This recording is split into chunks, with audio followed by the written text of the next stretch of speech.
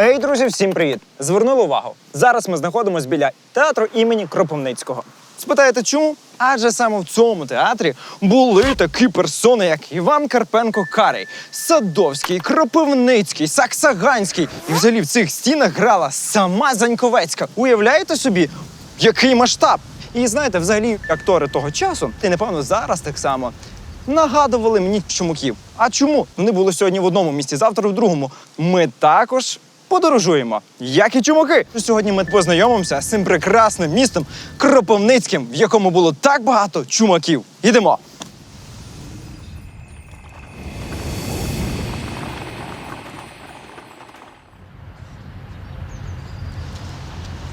Ми знаходимося біля педагогічного університету, в якому нам пощастило зустрітися з експертом у сфері чумацтва. Ідемо спілкуватися. Доброго дня. Мене звати Назар. Нам порекомендували вас як найкращого експерта у темі чумацтва. Кожен з нас, з українців, пов'язаний не тільки з козаками, з козацьким минулим славним, але й з чумацтвом. Це люди були відкриті однозначно, надзвичайно толерантними. Між собою чумаки дружили, це була корпоративна така солідарність соціальна. Вони надзвичайно допомагали своїм односельцям. Першими, кому вони сіль привозили і безкоштовно давали, це були вдови і сироти. І відомо, що позичали гроші шапками, тобто не рахуючи. І оця їхня риса, доброчинність, стала рисою наших українських капіталістів, Семеренків, Терещенків, які походять від чумаків. І це дуже важливо. Я, знаєте, тільки як сюди прийшов, я такий думаю, хто такі чумаки? Про що можна говорити? А тепер я дізнався, що насправді чумаки були не просто перевізниками товару, вони ще й були перевізниками і носіями культури. Чумак – це вже не такий простий чувак. Однозначно. Ця тема чумацтва захопила марініста Айвазовського. Айвазовський, чумацька валка. Така історія дивна, що це марініст і малює валку чумацьку. Є у Куінджі, є у Васильківського. Тобто дуже багато художників видатних малювали. Дивіться, Павло Чубинський. Тут ілюстрації і дуже багато картин, пов'язаних з чумацтвом. А ви часом не дізнавалися? Можливо, у вас в родині десь були чумаки? Були. Були чумаки? Були. Друзі, ми спілкуємося із справжньою чумачкою. Це мої двоюрідні дідусі. Ось таких троє прекрасних братів-соколів. В цій родині до цього часу живе історія про те, як їхній прадід Чумак Василь якось змагався із своїм односельцем, хто більше знає пісень. І ось вони по черзі співали пісні. Вийшло так, що вони всю ніч співали. До речі, місцевий дослідник Павло Захарович Рябков, він був фотографом в кількох експедиціях професора Хвейдера Вовка. Подорожуючи оцими чумацькими шляхами, гніздами, селами, брав інтерв'ю у чумаків тодішніх. В нашому архіві існує фонд Рябкова. Це унікальні матеріали. Пані Світлано, дякую. Ми дізналися, друзі, ще більше про чумаків. Мені здається, ми вже знаємо все. Але не все. Ні. Тут є ще архів, в який обов'язково треба зайти. Так, Дякую. хай щастить. До побачення. До побачення. В архів. І так, друзі, зараз ми знаходимося в обласному Кіровоградському архіві, в місці, якому зберігаються справи на кожного. Зараз ми пошукаємо справу на пана Рябкова. Слідство ведуть чумацькі пісні.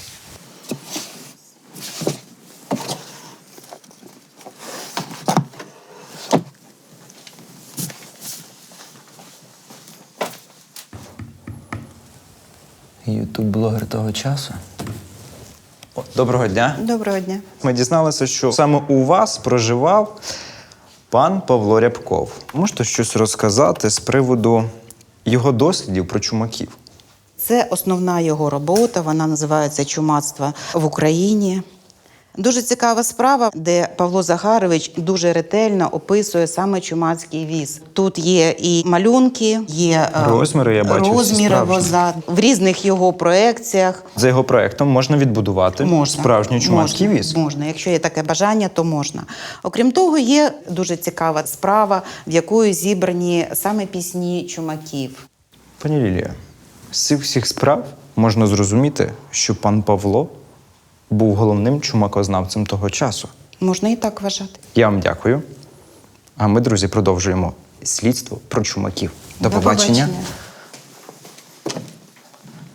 Справа Рябкова привела нас до краєзнавчого музею у Кропивницькому. Зараз ми дізнаємося, які тайни приховують від нас працівники та стіни музею. Йдемо спілкуватися. Доброго дня. Доброго дня. Нас сюди до вас привела дуже цікава справа одного вашого земляка. Павло Захарович у нас майже земляк, оскільки він народився на Херсонщині, але більш усвідоме життя провів в нашому краї. Краплини, які залишилися від спадщини Павла Захаровича, вони є і в нашому музеї. Так само і рукопис, який він розповідає про поштові, транзитні дороги, про мости нашого повіту Єлисаветградського і згадує минулому Чумацьку дорогу. Це те, що нам потрібно. Карта. Ми можемо побачити місто Кропивницький, дорога, яка йшла на Ганінське, потім на Вишняківку і на Сементове. Це частина того шляху, який має назву в теперішній науці Кучманський шлях. Угу. Пане Павло, від мене ви, напевно, нічого не приховаєте. І я знаю ще одну тайну. У вашому музеї є частинка вола, а саме горіх. Правильно? Є мисливський ріг. Це труба, але вона виготовлена із рогу вала, до речі, сірої степової породи. Ріг позаду мене. Позаду вас. Пане Павло, а вас, напевно, ще ніхто такого не просив. Але ви б могли б дістати цей ріг? Ну, це дійсно вперше в нашому музеї. Ну, ми не можемо відмовити. Але для цього ми повинні скористатися за нашими умовами, білими рукавичками, для того, щоб не пошкодити цей предмет, щоб він залишався тільки 18 століттям.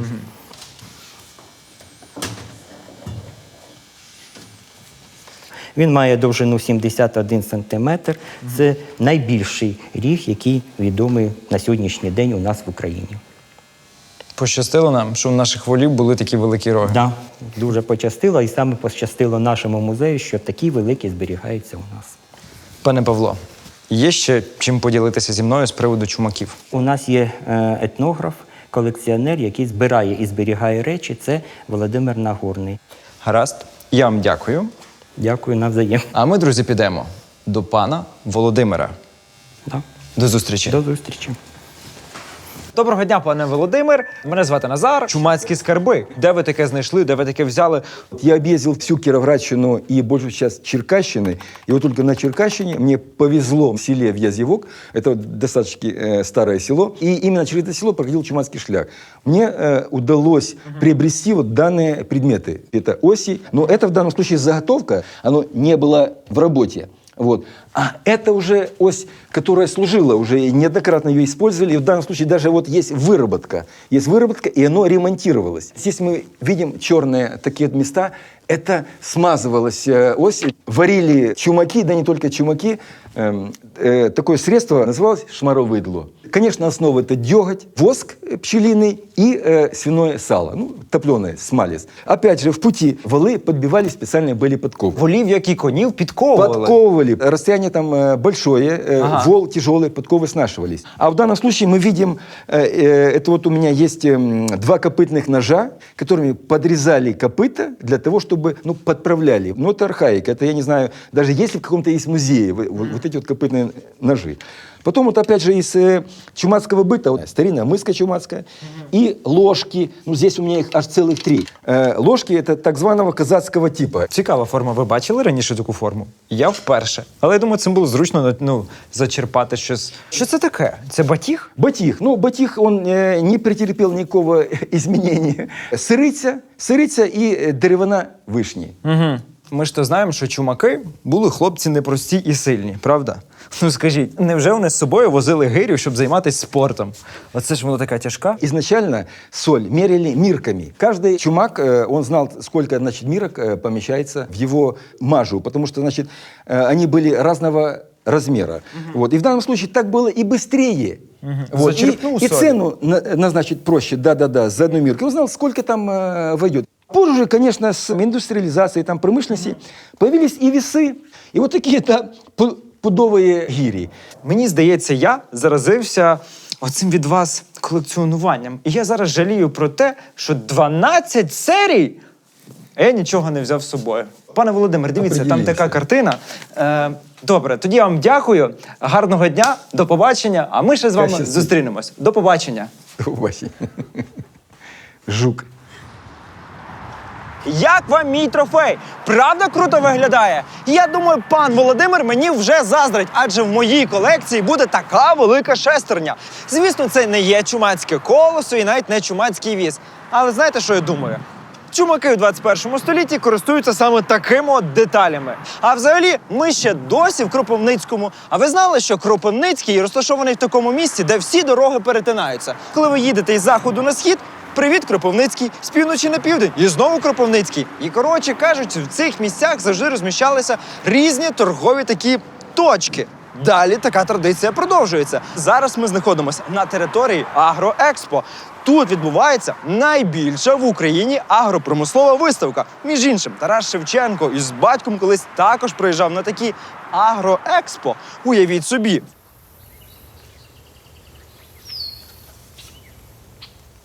Зараз ми знаходимось, друзі, біля пам'ятника Тарасу Григоровичу Шевченку. Ви здивовані?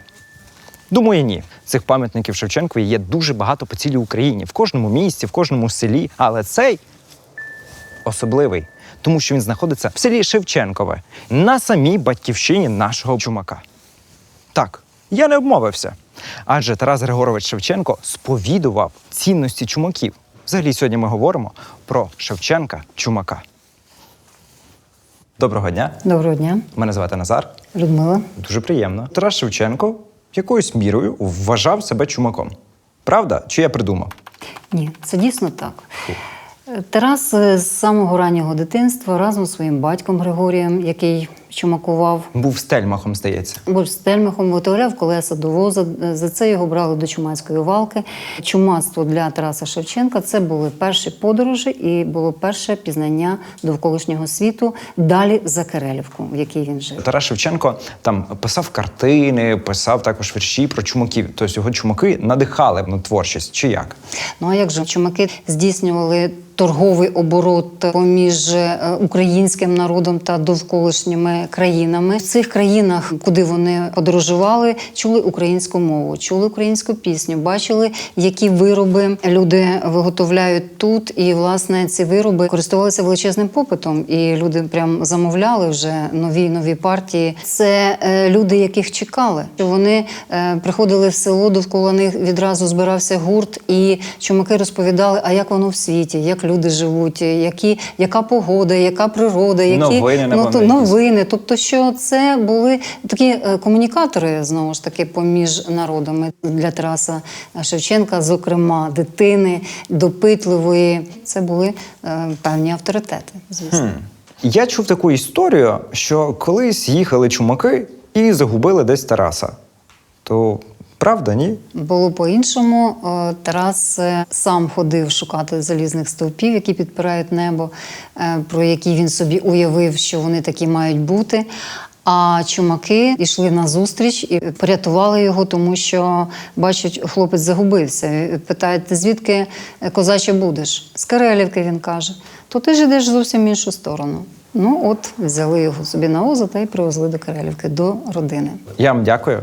Було приємно з вами поспілкуватися. Як би воно не звучало, жарт чи не жарт, але якоюсь мірою, якби не чумаки, то ми би загубили Тараса і більше не знайшли. Добре, що були чумаки.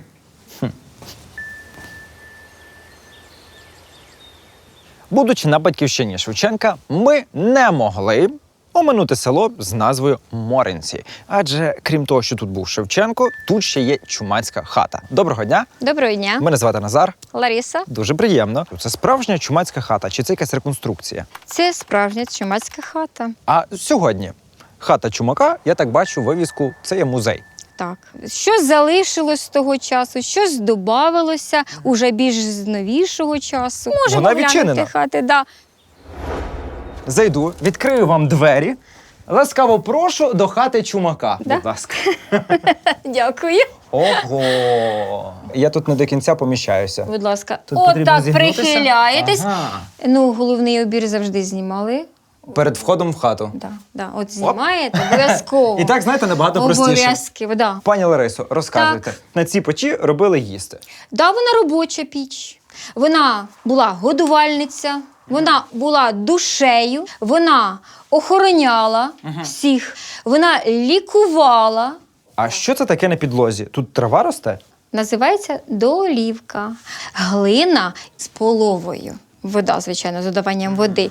І притрушувалася травами, з додаванням м'яти, чебрецю, щоб був такий приємний аромат у цій хаті. А я ще бачу, тут це вже ліжко, виходить. Ні, це називалося лежанка. То тут можна лежати, правильно? Звичайно, То виходить, я як той кабанчик лежу на лежанці, а Так. піді мною горить вогонь. так. Добре, ну я ще бачу, тут і просто є ліжко. А ось це ліжко називався піл. Піл? Він збитий, із дощок. Ага. І таким матрасом критий із сіна, щоб теж пахло і було м'яко. Я можу полежати? Тут м'яко? А спробуйте. Боюся. Ну, знаєте, вдома в мене м'якше. Так, це дуже добре для хребта. Ортопедичний Да, матрас того да. часу. То хто спав тут? Господар і господиня. Це можна лежати і так колесати дитину. Да. Тут ще був такий прообраз шафи. Святковий одяг, і там на переміну, звичайно, був у скрині. Дівчинка народжувалася і купували їй саме перед це скриню. Туди клали туди. І коли дівчина виходила заміж, звичайно, рушники, які То це придбали є і було їй придане? Це було частина посагу. Ага. Бо тому що придане ще могли бути і волити самі. Ну, в чумака як же? Просто так, як казала дівчина, пішла з хати і півхати з собою понесла. А в Моринцях нема таких дівчат? Ну, звичайно, є. То би і мені десь якусь таку дівчину. То знаєте, я такий чумак, що і без вола, і без землі. Добре, а там я розумію, стіл, за яким їли, що там є образи, і можна зрозуміти з того, що в той час люди були дуже побожні. Да, богомільні, так. Звичайно, були. І висіли вони на покуті, ці образи. Під образами сидів господар або дуже поважний гості. Хазяйка сиділа з краю, недалеко коло печі, Ну, щоб могла тому що відходити. могла ходити від печі до столу, подавати страви. Діти сиділи от з краю від дверей більше. А за столом це було місце для хазяїна і для гостей. Та я тепер також думаю, може би і мені таку хату чумака. Треба подумати. А я думаю, що це дуже хороша ідея. В такій хаті пожити. Дякую вам за екскурсію. Дякую, що мене пустили до чумацької хати. Що, ми ще з вами побачимось. Звичайно. До побачення. До побачення.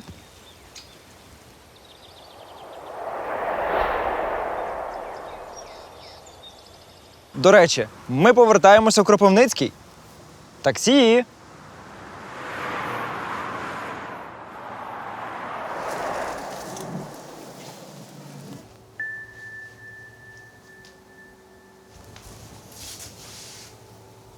А є хтось? У мене таке враження, що я в чужій хаті і сам один. О, там, здається, дівчина. Йдемо. Доброго дня. Привіт. Я у вас вдома, в хаті. Це що взагалі таке? Це етнолабораторія Баба Єлька. А, лабораторія. Тут потрібно вдягати білі халати, так? Ходити такі Можна експерименти без халатів, але експериментами ми тут займаємось. Мене звати Назар, проект «Чумацькі пісні». Дуже приємно, Назаре. Я Інна. Проект Баба Єлька. Приємно. 3 роки тому ми з друзями вирішили заснувати проект для того, щоб також збирати пісні, автентичні, традиційні пісні, притаманні Кіровоградщині. Проте проект розширився і, крім пісень, ми також збираємо старовинні речі, реманент, одяг. Все те, що може максимально розповісти про Кіровоградщину початку ХХ століття. І розповідають нам про це старожили, найстаріші бабуньки. Навіть нам щастило брати інтерв'ю в 100-річної бабусі, ось нещодавно, бабусі Яринки. Ого. А Баба Єлька – це насправді метафора, яка означає знання про коріння. Приходять до вас там багато людей чи ні? Так, дуже багато, щодня. Бувають фантастичні дні, коли до нас заходять фантастичні люди, просто проходячи повз. Марко, привіт. Здравствуйте. Слухай, я взагалі не очікував тебе тут побачити. Це таке класне місце. Тут має бути повно людей. Ось ти заходиш буквально з центру міста, і ти потрапляєш просто в інший світ. Дуже круто. Ви також чимось таким займаєтеся. Ви збираєте якусь там народну творчість по селах і ще щось? Є у вас таке чи нема? Ну, мої коліжанки, дівчата із гурту Даха Браха, вони професійні фольклористки, вони постійно цим займалися. В вашому альбомі «Шлях», який називається, Ось це так. там є чумацькі пісні. Я чую. Там навіть, здається, 3. І одна з них «Чорна хмара». Я почув її від бабусі, і ми почали з нею експериментувати з дівчатами і зробили з неї такий, можливо, виконували такий в блюзовому, розмірному ритмі, а який насправді, мені здається, дуже підходить взагалі до чумацьких пісень. А ти ж сюди як їхав? Ну ж дорогою, не літаком? Звичайно, чумацькою. Через Умань? Так. А в Умані саме проходив чорний шлях, Чорний шлях, так. по якому їздили чумаки. А родина моя взагалі недалеко. Бершацький район, там до цього шляху, там просто отак. Гаразд, Марко, я тобі дуже дякую. Було так приємно само, з тобою так само. познайомитись. Дякую вам за вашу працю, то, що ви почали робити. Я залюбки це все передивлюся, покажу людям і може зробимо кіно. Дякую тобі. Побачимось в кіно. А ми, друзі, йдемо далі чорним шляхом. Чорно, чорно уночі, чорні очі у сичів, чорні очі, чорні крила, чорна ніч усе накрила. Між іншим, ми в чорному лісі. На чорному болоті. Тут проходив чорний чумацький шлях. Від Чорного моря і до півночі. Як думаєте, чому чумацький шлях чорний? Через чорний ліс, чорне болото чи Чорне море? Напишіть в коментарях.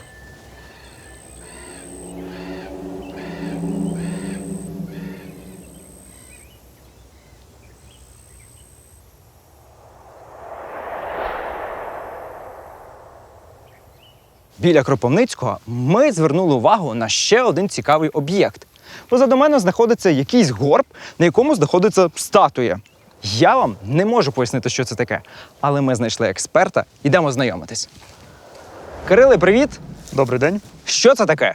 Це відновлений курган. Такі кургани, вони є також маркерами торгівельних шляхів. Бо кочовики, які прагнули контролювати торгівлю, вони свої кочовища розташовували якраз неподалік, і, відповідно, найбільші поховальні споруди, курганні групи і могильники, вони розташовані поряд із давніми дорогами. А я ще бачу, що біля цього кургану є якась така плита, і на ній пташка. Насправді ми перебуваємо на місці, з якого бере свій початок вся українська археологія. У 1763 році тут була розкопана перша археологічна пам'ятка. Було 17 золотих блях у вигляді ось такого степового орла. Якщо ми знаємо, що в середньовіччя сюди проходили знаменитий там чорний шлях, і потім який функціонував пізніше. Але якщо ми будемо говорити, на території Кіровоградщини знаходилося урочище Ексампей, так звані священні шляхи, які поєднували античні міста Північного Причорномор'я і лісостепові поселенські структури. І починаючи з самого початку раннього залізного віку, сюди почали возити не амфори, не вино, сюди почали возити сіль. Дякую, Кириле. Дякую Ви нам вам. багато цікавого розказали. Тепер ми, друзі, знаємо, що позаду мене курган, зверху баба і символ Кіровоградщини – це степовий орел.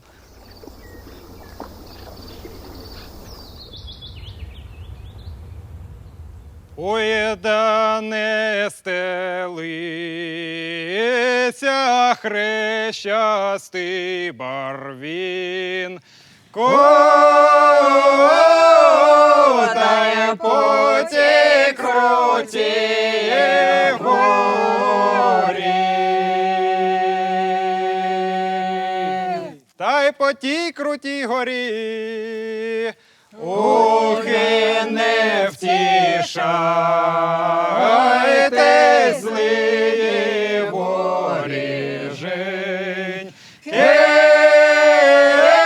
Кидає пригодоньці моїй.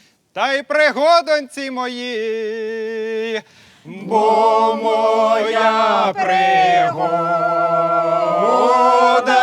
козацька врода, як та рання роса. Як та рання роса, як вітер повіє, сонечко пригріє, роса на землю впаде. Доброго вечора, пане Олександр. Доброго вечора. Це було круто почути виступ вашого гурту. Можете коротко розповісти нам про гурт «Млиночок». Ми взяли назву «Млиночок», тому що в Розумівці, в селі в Олександрівському районі, була така пісня, яка нам дуже-дуже сподобалась. Починалася словами «Ой, на горі млиночок». Наш гурт існує років 10, і ми співаємо переважно пісні, записані в Кіровоградській області і трошки в сусідніх. Але я би ще хотів поговорити з вами з приводу меседжу цієї пісні. Ця пісня взагалі починається, ніби до чумацтва не має відношення. Говорить про якусь погану подію. А потім виявляється, що на чумака звалилася неприємність. Як би ми сьогодні сказали, він втратив свій бізнес. Втратив і воли, і вози. Але він не втратив оптимізму і говорить про те, що він знову зробить воли, знову зробить вози, і що він обов'язково повернеться до Криму. Яка ж це мотивація? Якщо потрібно почати ще раз все спочатку, треба брати і починати. Правильно? А навіть якщо зараз нема можливості дістатися того ж самого Криму, то все рівно ми будемо стояти на своєму і готувати наші вози.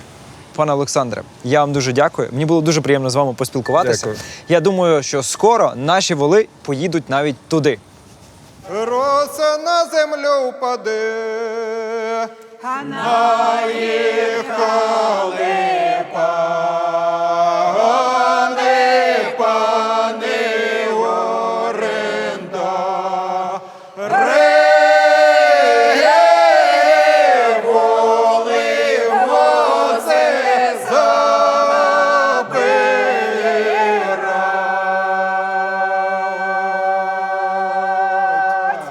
воли вози заберуть, беріть мої вози, ще ярмазану.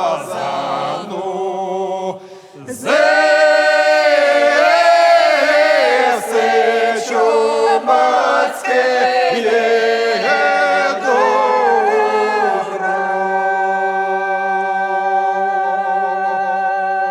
Все чумацьке є добро, мальовані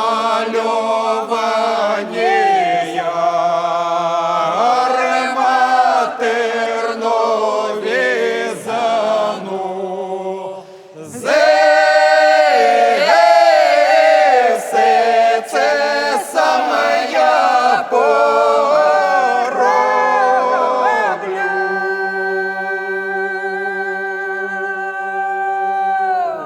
Все це сам я пороблю.